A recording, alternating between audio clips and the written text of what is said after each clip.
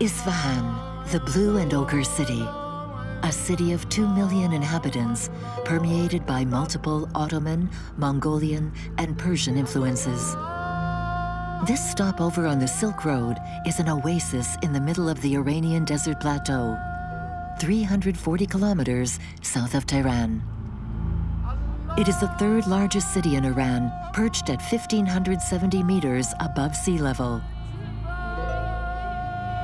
To admire the wonders of Persian architecture, one must walk the streets of the city up to the vast Meydan Imam Square.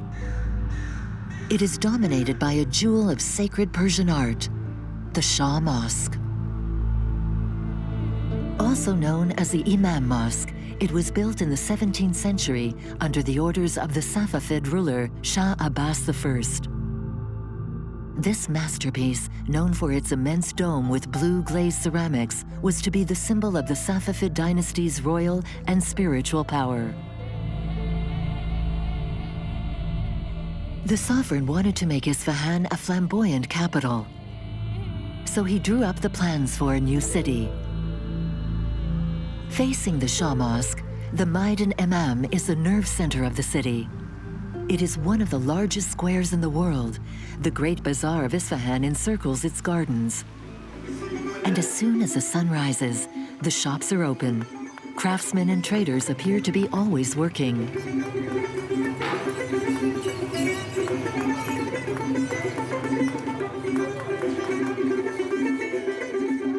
The heirs of centuries-old traditions, they have made the city prosperous. For the young inhabitants of Isfahan, the Shah Mosque is a sacred monument that cannot be ignored. A masterpiece of Persia's heritage, it reveals a whole section of its artistic history. To enter the Shah Mosque, it is necessary to leave this bustling place by crossing a symbolic border to which the architect, Maryam Ghasemi Sichani, guides us. When a person wants to enter the mosque, he must get rid of his material concerns, such as money, politics, economics, and enter religion. Focus on the divine. What you see here is a kind of boundary that separates the material from the religious.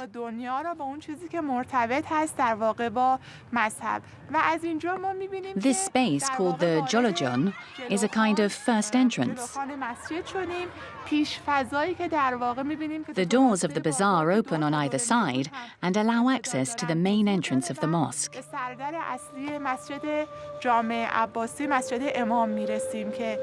It's one of the most beautiful portals of Iranian architecture.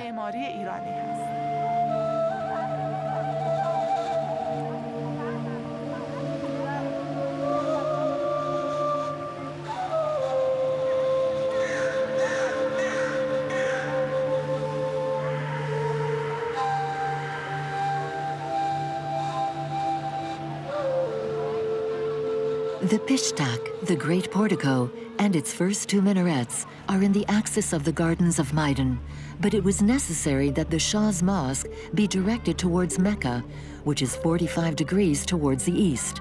The architects of the time therefore found an ingenious way to place the monument in the right direction by designing an octagonal vestibule that allows rotation between the entrance and the rest of the mosque.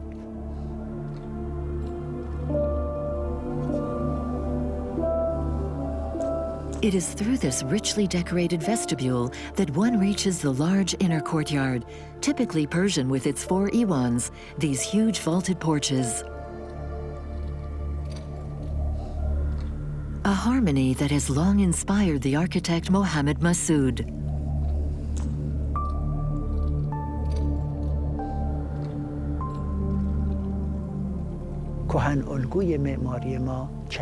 Faithful to the principles of Islamic philosophy, in particular Shiism, the builders wanted to create a movement upwards, to bring earthly humanity towards heaven, towards transcendence.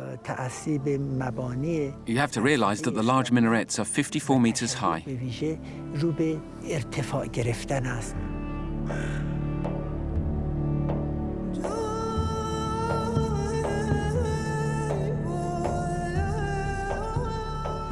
and that the top of the main dome is 52 meters high.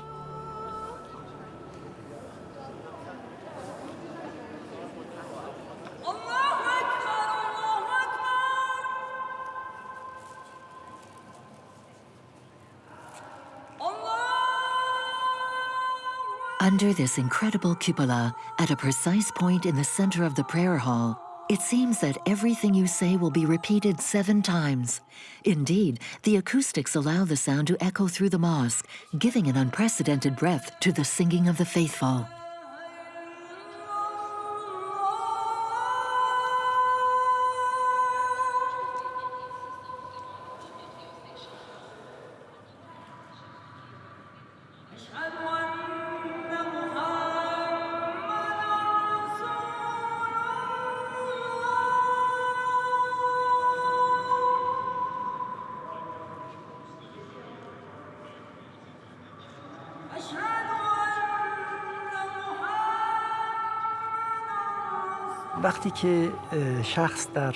When someone stands here in the courtyard of the Shah Mosque, they're overwhelmed by a feeling of joy, an impression of expansion of space that elevates humans, that elevates the human spirit.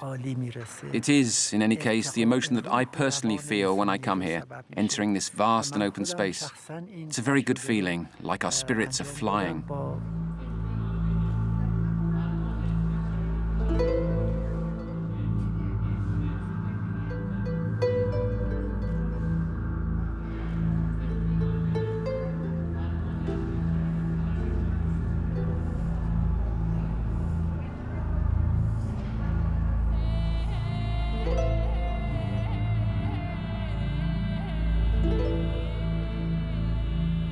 This place of spirituality and prayer must also fulfill an educational function.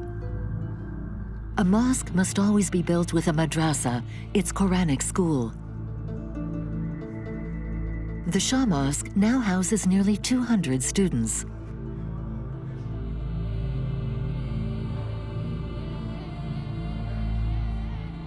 They come to learn different disciplines, such as the interpretation of Quranic law, taught by Ayatollah Abdallah Khattat. This place is a waqf, a religious school. According to Islamic law, it is absolutely impossible to use it for any other purpose. Students are here to learn religious sciences and Islamic morality. At the moment, we have just under 200 students. They study here for a few years to familiarize themselves with the Arabic language, then with the foundations of Islamic law. We also teach them the rules of logical argument. Then they can go and do society a service wherever God gives them the opportunity.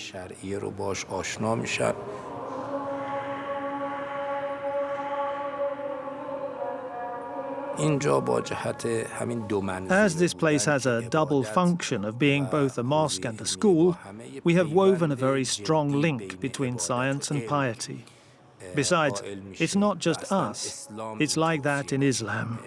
Islam does not recognize science without piety, nor piety without science. The students of the madrasa are residents. They live here to the rhythm of the classes and the 5 daily prayers. Before each, they do their ritual ablutions. The believers say that they drive away laziness in sleep and purify the heart.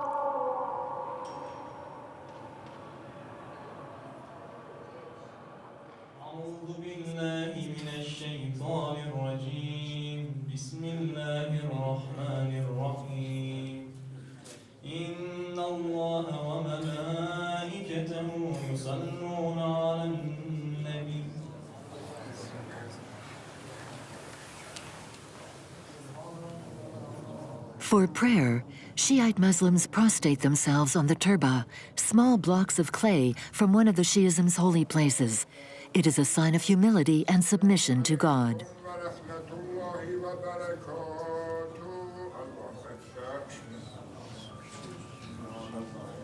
Iran has been a bastion of Shiism since the 16th century. To counter the influence of the Ottoman Turks, the Safavid dynasty converted Persia to this minority movement of Islam, a dissident of Sunnism, practiced in the majority of the Muslim world.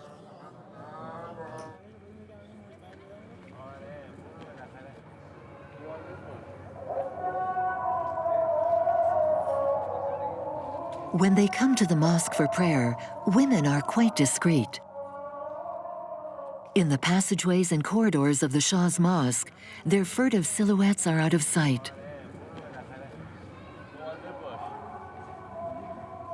The architect Meryem Ghasemi Sicheni nevertheless agrees to let us share this moment.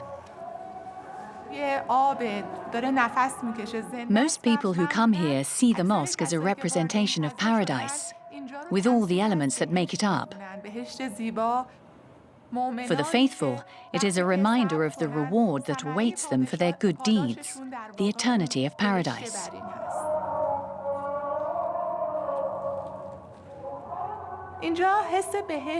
Some hadiths who bring us the words of the Prophet say that for the believer, the mosque is like water for the fish, but to the unbeliever, it will be like a cage for birds. That means this mosque must be our natural element. We must feel like a fish in water, a place where we breathe. In prayer halls, women and men do not mix. Everyone has a well-defined space. The royal families also wish to have their place to pray in complete discretion without mixing with the common faithful. To the west of the square, Shah Abbas had another smaller mosque built for his family only.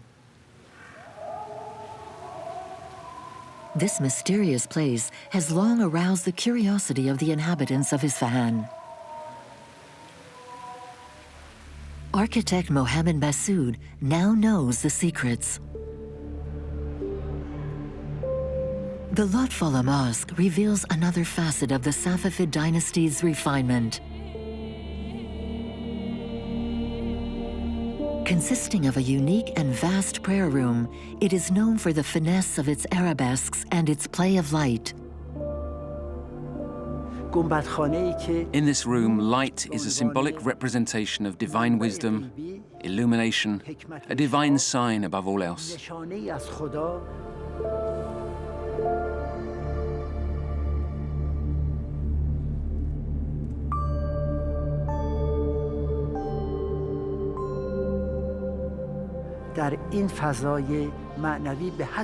And you can find yourself transported out of yourself and out of this place into a spiritual space that allows communion with the divine.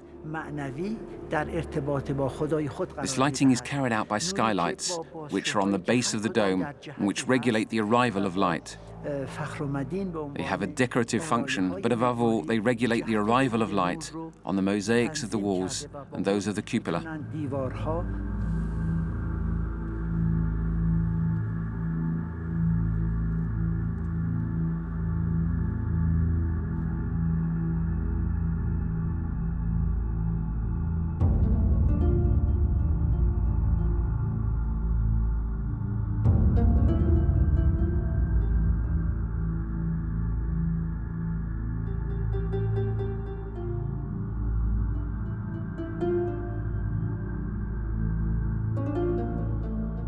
Human representation is forbidden in mosques. On walls or domes, only floral or geometric figures are allowed.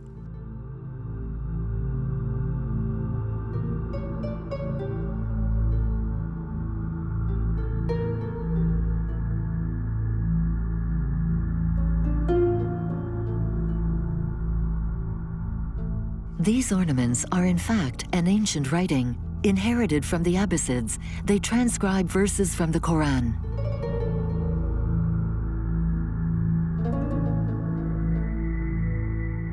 We see the same geometric calligraphy in the Shah's Mosque. Inside and outside, they celebrate the Prophet on the full height of its minarets.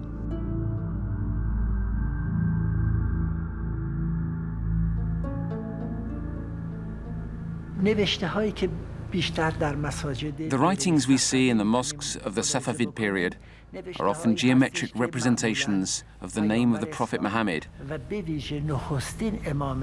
but also of the name of the first Imam of Shiism, Imam Ali. As you can see behind me, it's Ali's name that is calligraphed and integrated in different forms into a set of harmonious geometries. These calligraphic figures date back to ancient times, well before the time of the Safavids in the 16th century. Before, they were done in colored ceramics and were covered in stone or bricks. The oldest specimens of this writing are visible on the walls of the Friday Mosque.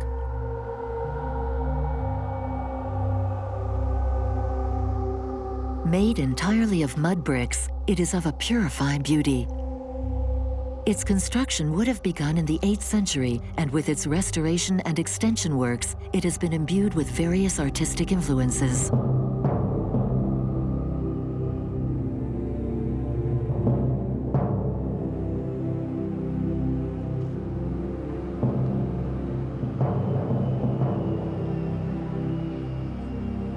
Nestled in Isfahan's Old Town, the Friday Mosque is one of the first religious monuments built with a courtyard of 4 iwans. Its design definitely inspired the Great Shah Abbas Mosque.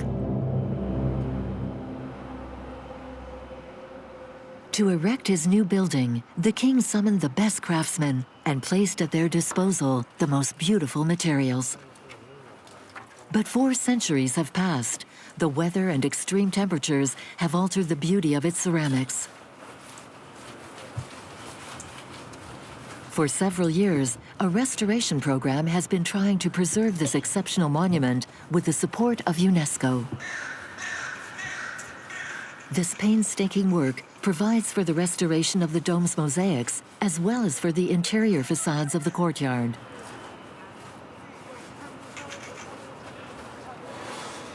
A skill that only a few craftsmen master, and which is practiced as a family.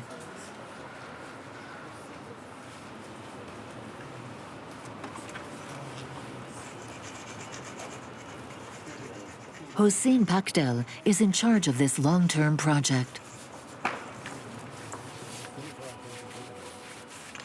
This art has been in our family for generations, passed down from father to son since the Safavid era to reach me. And I hope with God's help to fulfill my duty in turn.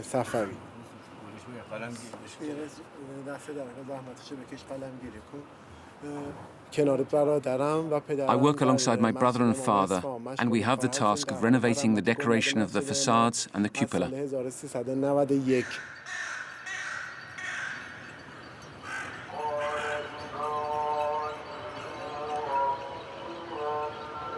When the doors of the mosque close after the last evening prayer, it is no longer the songs that are heard under the domes, but the regular hammering of the Pakdel Kashitarash family, father and son.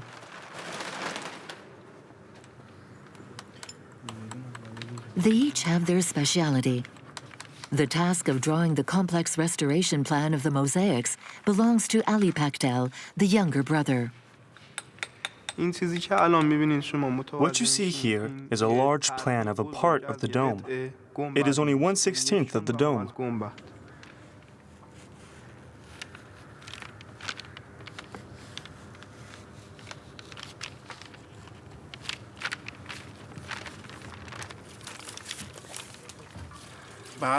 After putting the numbers on, we cut the paper.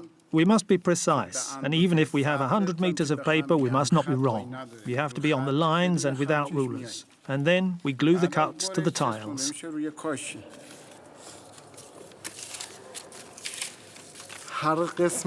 Each piece is composed of about 25,000 pieces of earthenware of different sizes and shapes.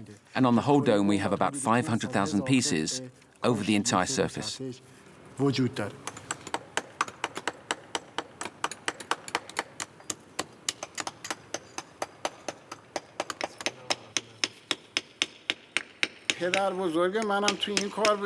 My maternal grandfather was also in this trade. He was called Master Hossein Kashitarash, tile cutter. Because at the time, in the registry office, to choose names, they took the name of the trade. So my grandfather's name was Hossein, and his family name was tile cutter, Kashitarash.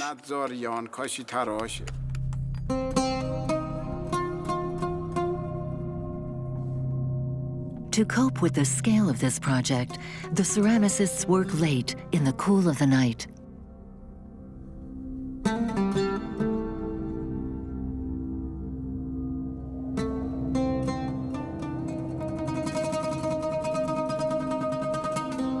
The Pakdel Kashitarash family is proud of the mission entrusted to them, to erase the passage of time on the splendors of the Shah's Mosque.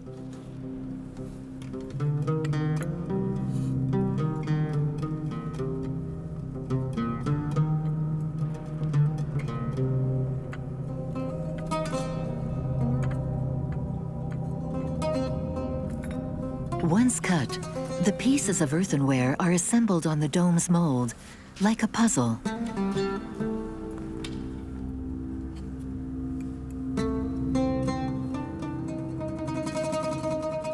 They will then be glued together to form plaster panels that should not weigh more than 50 kilos.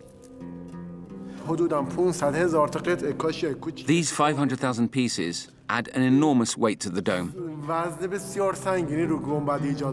In fact, we have almost 1,000 tons of excess weight on the dome, counting the panels and the plaster. So in total, it adds almost 1,000 tons just for decoration. And at the time, our ancestors, our forefathers, had designed this cupola so that it could support this enormous weight, and they made very precise calculations.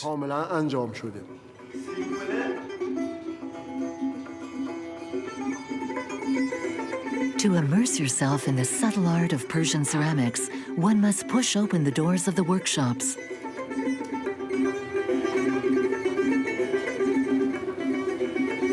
The best craftsmen of the city are here, in the winding alleys of the Great Bazaar. Alleys and shops that are so busy during the day, the artists prefer to work in the calm of the night.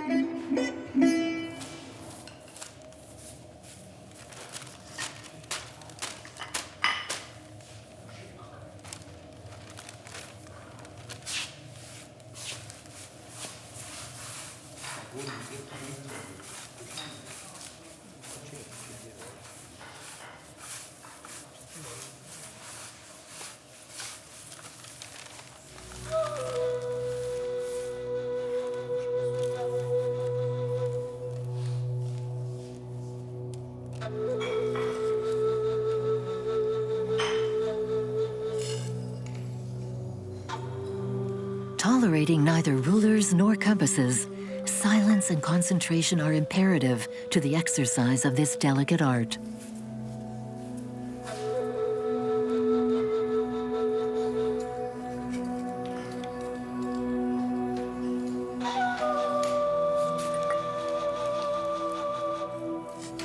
The refinement of drawings and paintings is always performed freehand.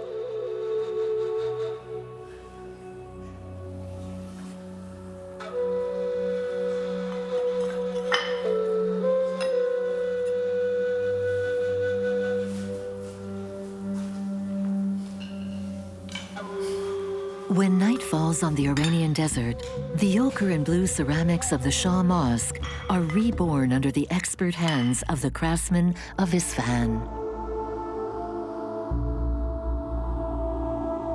King Shah Abbas I had predicted this. It would be paradise on earth.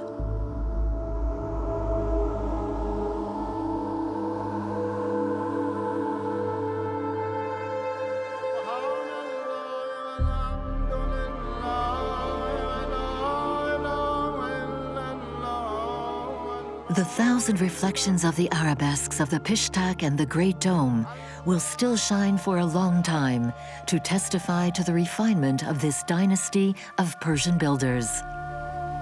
As the night draws to a close, it is already time for prayer at the Shah Mosque, the first of the morning.